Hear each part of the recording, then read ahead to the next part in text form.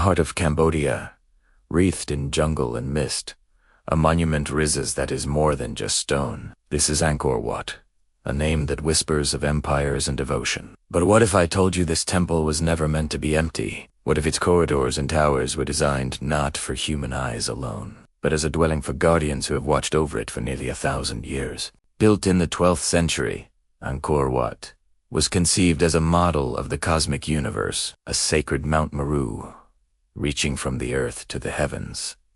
Its architects were not just builders. They were astronomers, theologians, and mystics. They aligned every causeway, every tower, every moat, with the sun, the moon, and the stars. They understood that to build a home for the gods, you must first speak the language of the cosmos. This was not a structure to be visited, but a space to be inhabited by forces far older than the kingdom that raised it. To the Khmer people, Angkor Wat has always been alive, breathing with a spiritual energy that infuses its very foundations. So, who are these silent protectors? They are the unseen sentinels of Khmer legend, a pantheon of mythical beings bound to the temple's sacred geometry. They are the Neek, Ta, powerful ancestral spirits who reside in specific trees, rocks, and shrines, acting as local guardians of the land. They are the mighty Naga, serpentine demigods who command the waters, their coiled bodies forming the balustrades that lead into the temple, symbolizing a bridge between the world of mortals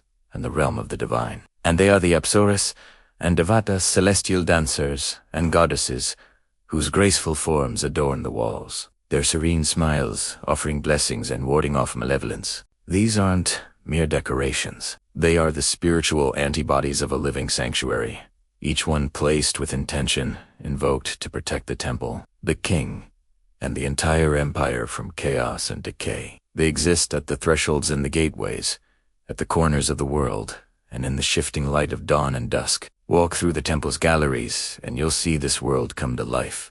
The bas-reliefs that stretch for hundreds of meters are not just historical records. They are sacred texts carved in stone. Here, the great cosmic ocean is churned by gods and demons, and a celestial Taggovor for the elixir of immortality. Here, armies clash in epic battles from the Mahabharata and the Each figure, from the smallest soldier to the grandest deity, is a vessel of sacred power. The artisans who carved them believed they were channeling divine energy into the sandstone, giving spirit to form. Look closely at the faces etched into the walls. Notice the eyes. In the quiet corridors, under the weight of centuries, you can feel a sense of being observed. It's a feeling that has been shared by pilgrims, monks, and kings. They are not just looking at the past. They are standing before something that is still looking back. This belief in a watchful, spiritual presence is not found in history books alone. It has been carried through time on the breath of oral tradition. For generations, monks, temple elders, and local caretakers have passed down these stories. They speak of rituals performed not for tourists, but for the unseen forces that inhabit the complex. Small offerings of incense, flowers, and fruit are still left at the feet of statues, not as a performance, but as a genuine act of respect for the guardians believed to dwell within. In this sacred space, silence is a form of prayer, and a quiet footstep is an act of devotion. These oral histories are the lifeblood of Angkor Wat, connecting the tangible world of stone and water to the intangible realm of spirit and belief. Even today, in an era of global tourism and rapid modernization, the legends endure. While millions of visitors arrive each year with cameras and guidebooks, the stories of the guardians persist among those who live in the temple's shadow. You might hear a local guide share a tale of a strange light seen hovering over a tower, or a feeling of unexplained protection during a storm. These are not ghost stories meant to frighten, but affirmations of a continued spiritual presence.